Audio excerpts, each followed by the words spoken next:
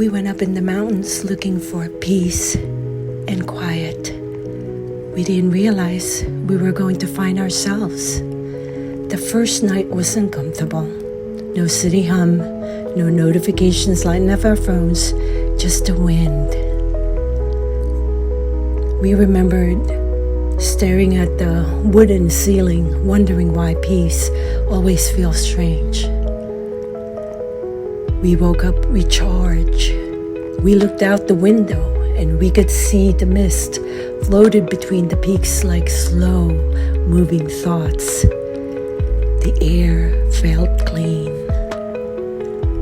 Time behaved differently up there.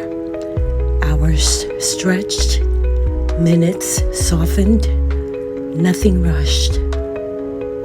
The mountains didn't even try to impress us. They didn't ask questions or offer answers. They simply stood there, unmoving, unbothered, teaching us that peace doesn't come from fixing everything.